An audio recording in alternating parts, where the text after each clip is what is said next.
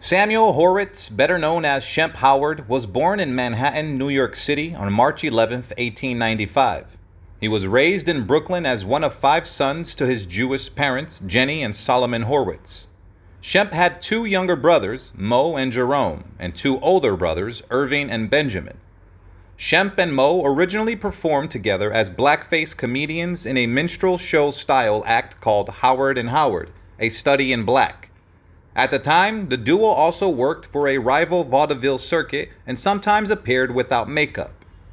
In 1922, Mo Howard teamed up with his childhood friend Ted Healy in a Rough House vaudeville act. During one of their shows, Mo spotted his brother Shemp in the audience and yelled at him to come up on stage.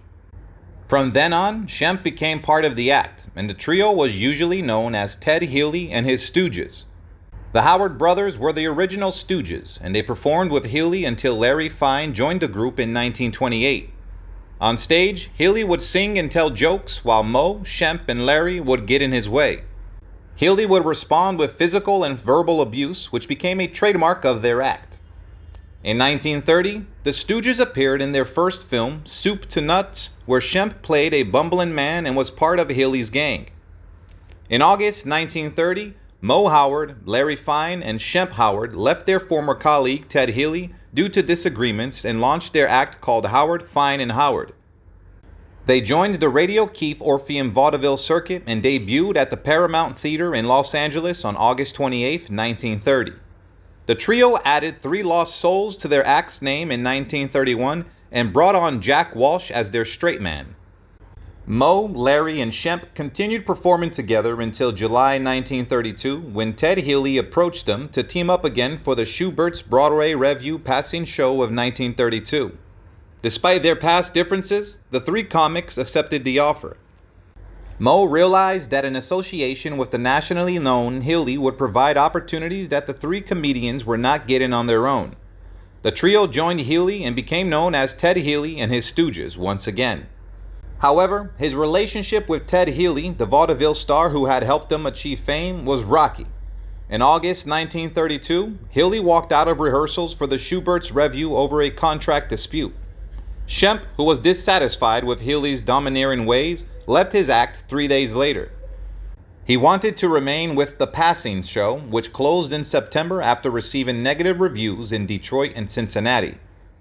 Shemp decided to form his act and played on the road for a few months before landing at Brooklyn's Vitaphone Studios in May 1933.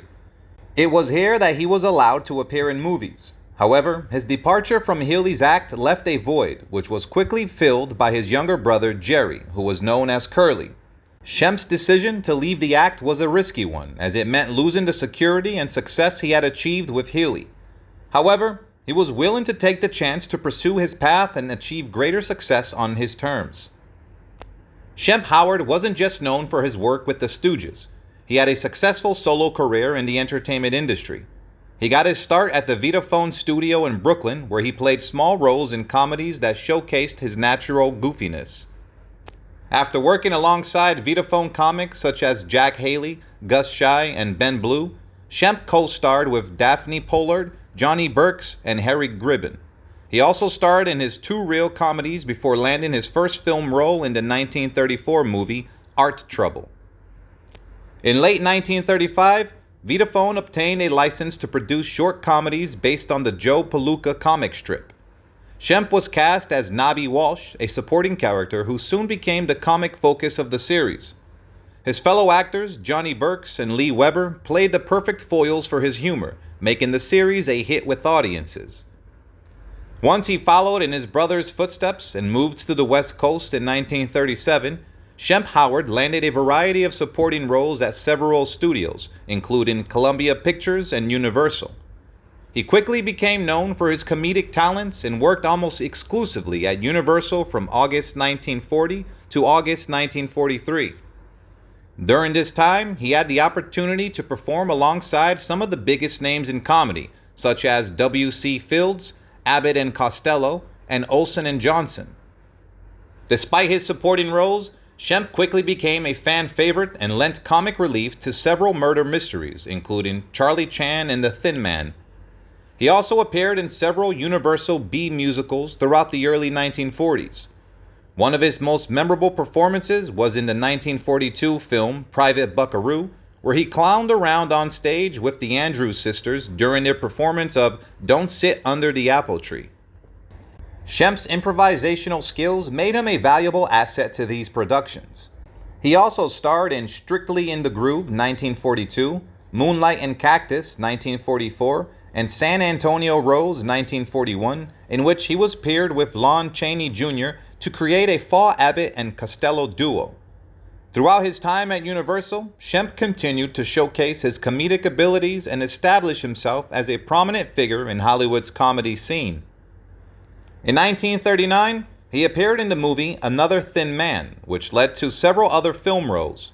He was cast in the movies The Bank Dick, Millionaires in Prison, and The Invisible Woman. In 1943, Shemp had a significant role in the movie How's About It? The following year, he appeared in 2 films, Crazy Nights and Three of a Kind. When Broadway comedian Frank Fay left a series of feature films that were meant to star him and Billy Gilbert, Shemp was called upon to replace him in 3 B-comedy features for Monogram Pictures, filmed in 1944 to 1945. Shemp also played some serious roles, including a supporting role in the 1942 film Pittsburgh, which starred Marlene Dietrich and John Wayne. He co-starred with several famous actors, including Columbia regulars Andy Clyde, the Glove Slingers, El Brendel, and Tom Kennedy. He even had his starring series in 1944, showing his exceptional talent as a comedian. In May 1946, tragedy struck when Shemp's brother Curly suffered a severe stroke. Curly had already experienced several strokes before the filming of If a Body Meets a Body in 1945, leading Shemp to fill in for him at a week-long appearance in New Orleans. Despite Shemp's best efforts, Curly's condition continued to worsen, and he was unable to continue with the trio. Shemp went on to appear with Moe and Larry in 73 short subjects, including the feature film Gold Raiders in 1951. Although he suffered a mild stroke in November 1952, Shemp was able to recover within weeks, and it had no noticeable effect on his remaining films with the Stooges. Many of these films were remakes of earlier films that also used recycled footage to reduce costs. Shemp Howard was married to Gertrude Frank for over 3 decades, and together they had 1 child, Mort Howard, born in 1927. Shemp, who had a great passion for boxing, went out with his friends Al Winston and Bobby Silverman to attend a match at the Hollywood Legion Stadium on November 22, 1955. The match was held at North El Centro and Selma Avenues, just a block above the famous Hollywood Palladium. After the match, Shemp was on his way back home with his friends in a taxi. However, tragedy struck on the ride home as Shemp suffered a massive heart attack, which proved fatal. He passed away at the age of 60, leaving behind his family, friends, and fans who had loved and admired him for his comedic talent. Following his death, Shemp was interred in a crypt in the indoor mausoleum at the Home of Peace Cemetery in East Los Angeles. His younger brother Curly, who had also passed away, was also interred there in an outdoor tomb in the Western Jewish Institute section. Additionally, their parents Solomon and Jenny Horowitz and older brother Benjamin Jack were also laid to rest there. Shemp's sudden passing was a great loss to the entertainment industry, and his legacy continues to live on through his timeless work with the Three Stooges. Goodbye and rest in peace, Shemp Howard.